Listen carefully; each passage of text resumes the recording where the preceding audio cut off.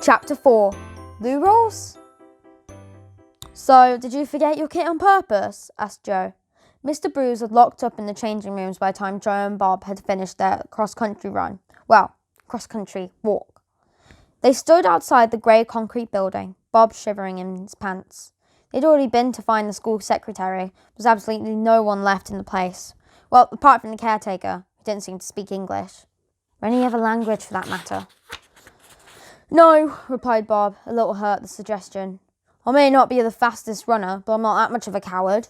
They trudged through the school grounds, Joe in his singlet and shorts, and Bob in his vest and pants.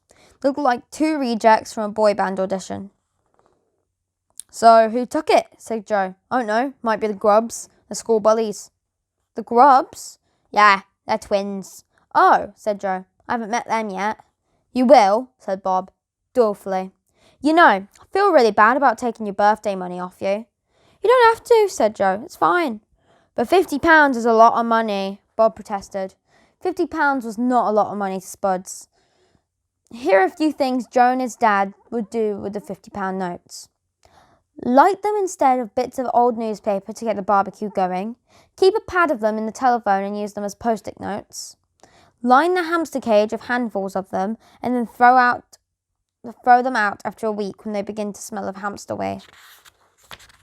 Let the same hamster use one towel after it's had a shower. Filter coffee through them. Make paper hats out of them to wear on Christmas Day. Blow their noses on them. Spit chewed up chewing gum into them before crumpling them and placing them into the hand of the butler, who would then put them in the hand of a footman, who would then put them in the hand of a maid, who would then put them in the bin. Make paper aeroplanes out of them and throw them at each other. Wallpaper the downstairs loo with them. I never asked, said Bob.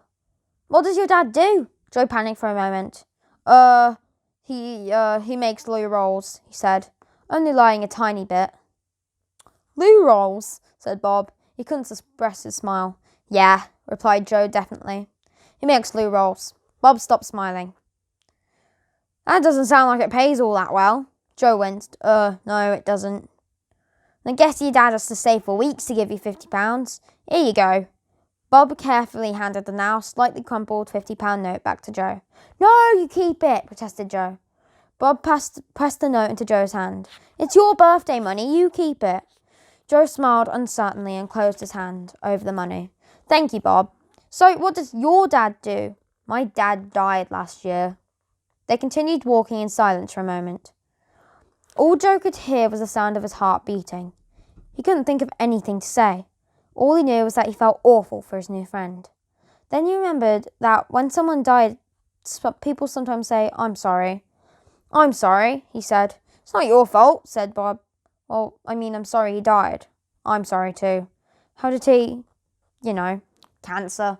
It's really scary. He just got more and more ill, and then one day they took me out of school and I went to the hospital. Sat by his bed for ages. You could hear his breath rattling. Then suddenly the sound just stopped. It's gone. It's just me and my mum now. What does your mum do? Oh, she works at Tesco on the checkout. That's where she met my dad. She'd only shop on Saturday mornings. He used to joke that he only came in for a pint of milk, but left with a wife. It sounds like he was funny, said Joe. He was, said Bob, smiling. Mum's got another job too. She's a cleaner at an old people's home in the evenings, just to make ends meet. Wow, said Joe. Doesn't she get tired? Yeah, said Bob. So I do a lot of the cleaning and stuff. Joe felt really sorry for Bob since he was 8. Joe has never actually had to do anything at home. He was a butler or the maid or gardener or chauffeur or whoever to do everything. So he took the note out of his pocket. If there was one person who needed money more than him, it was Bob. Please, Bob, keep the £50. Nah, I don't want to. I feel bad. Well, let me at least buy you some chocolate. You've got a deal, said Bob. Let's go to Roger's. Chapter 5. Out-of-date Easter eggs. Ding! No, reader, that's not your doorbell. No need to get up. It's the sound of the bell tinkling in Roger's shop as Bob and Joe opened the door. Ah, Bob! Me favourite customer, said Raj. Welcome, welcome! Raj ran the local newsagent's shop. All the local kids adored him. He was like the funny uncle you always wished you had. And even better than that, he sold sweets. Hi, Raj, said Bob. This is Joe. Hello, Joe, exclaimed Raj. 2 fat boys in my shop at one time. The Lord must be smiling on me today. Why have you both got so little on? We came straight from cross country running, Raj, explained Bob. Fantastic. How'd you do? First and second, replied Bob. Oh, that's wonderful, exclaimed Raj. To last, finished Bob.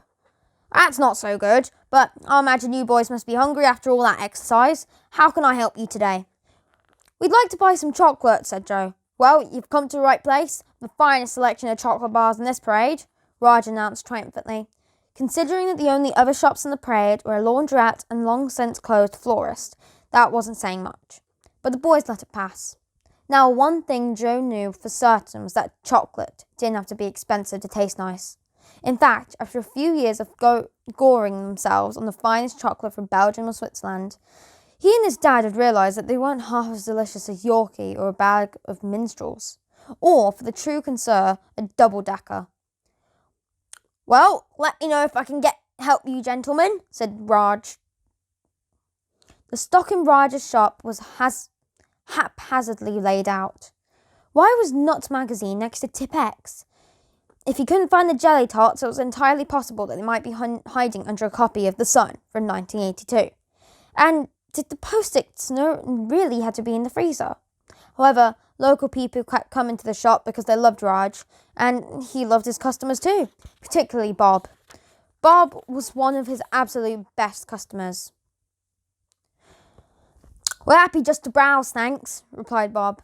He was studying the rows of confectionery, looking for something special, and today money wasn't a problem. Joe had a £50 note in his pocket, and he could even afford one of Raj's out-of-date Easter eggs. The whispers are really good today, young sirs. Fresh in the morning, ventured Raj. We're just looking, thank you, replied Bob politely. Cadbury's cream eggs are in season, suggested the newsagent. Thank you, said Joe, politely, smiling. Just to say, gentlemen, I'm here to help, said Raj. If you have any questions, please don't hesitate to ask. We will, said Joe. There was a brief moment of silence. Just to let you know, the flake is off today, sirs, continued Raj. I should have said a problem with the supplier, but I should have them back on sale tomorrow. Thanks for letting us know, said Bob. He and Joe shared a look. They were beginning to wish the newsagent would let them shop in peace. I can recommend a Ripple. I had one earlier and they're quite exquisite at the moment. Joe nodded politely. I'll leave you alone to make up your own minds. As I say, I'm here to help. Could I have one of these? Said Bob, lifting up a giant bar of Cadbury's Dairy Milk to show Joe. Joe laughed. Of course you can. An excellent choice, gentlemen. I have those on special offer today. Buy 10, get 1 free, said Raj. I think we just need one right now, Raj, said Bob. Buy 5, get half for 1 free? No thanks, said Joe. How much is it? £3.20, please. Joe took out the £50 note. Raj looked at it in wonder. Oh my, I've never seen one of these before. You must be a very rich young man. Not at all, said Joe. His dad gave it to him for his birthday, chimed in Bob. Lucky boy, said Raj. He peered at Joe. You know, you look familiar, young man. Do I? Replied Joe nervously. Yeah, I'm sure I saw you somewhere before. Raj tapped his chin as he thought. Bob stared at him, baffled. Yes, said Raj eventually. On the other day, I saw a picture of you in the magazine. Doubt it, scoffed Bob. His dad makes loo rolls. That's it, exclaimed Raj. He rifled through a pile of old newspapers. He pulled out the Sunday Times rich list. Joe started to panic. I've got to go. The newsagent flicked through the pages. There you are. Raj indicated the photograph of Joe sitting awkwardly on the front of his Formula One racing car, and then reading aloud from his magazines. Britain's richest children. Number 1, Joe Spud, age 12, bum fresh air, estimated worth 10 billion. A large lump of chocolate dropped from Bob's mouth and onto the floor. 10 billion! No way have I got 10 billion, protested Joe. The press always exaggerate. I've got 8 billion at the most. I won't even get most of it till I'm older. That's still a lot of money, exclaimed Bob. Yeah, suppose it is. Why didn't you tell me? I thought we were mates. I'm sorry, stammered Joe. I just want to be normal. It's so embarrassing being the son of a bog-roll billionaire. No, no, no, you should be proud of your dad, exclaimed Raj. His story is an inspiration to all of us. Humble man who became an billionaire with one simple idea. Joe had never really thought of his dad like that. Leonard Spud revolutionised the way we wipe our bottoms forever, Raj chuckled. Thanks, Raj. Now, please tell your father I've just started using Bum Fresh and I love it. My bottom has never been so sparkling. See you next time. The two boys walked along the street in silence. All you could hear was Bum sucking at the chocolate from between his teeth. You lied to me, said Bob. I did tell you he worked in bog rolls, said Joe uncomfortably. Yeah, but I know, I'm sorry. It was Joe's first day at the school, and his secret was already out. Here, have the change, said Joe, reaching into his pocket for the two 20-pound notes. Bob looked crushed. I don't want your money. But I'm a billionaire, said Joe. My dad's got squillions. I don't even know what that means, but it's loads. Just take it. Here, have this lot too. He pulled out a roll of 50-pound notes. I don't want it, said Bob. Joe's face twinkled with incredulity. Why not? Because I don't care about your money. Just liked hanging out with you today. Joe smiled. I liked hanging out with you. Look, I really am sorry. It's just the kids at my old school used to bully me because I was the bum-fresh boy. I just wanted to be a normal kid. I can understand that, said Bob. I mean, it would be nice to start again. Yeah, said Joe. Bob stopped and held out his hand. I'm Bob, he said. Joe shook his hand. Joe Spud. No other secrets? No, said Joe, smiling. That's it. Good, said Bob, smiling too. You won't tell anyone at school, will you? Said Joe. About me being a billionaire. It's so embarrassing, especially when they find out how my dad became rich. Please? Not if you don't want me to. Then, I don't. I really don't. Well, I won't then. Thanks. The two continued down the street. After a few paces, Joe couldn't wait any longer. He turned to Bob. He'd already polished off half of that massive bar of dairy milk. Can I have some chocolate then? He asked. Yeah, of course. This is for us to share, said Bob, as he broke off his friend a tiny square of chocolate. That's the end of these chapters, folks. If you enjoyed, please do not forget to like and subscribe. And comment down below which book I should read after this one.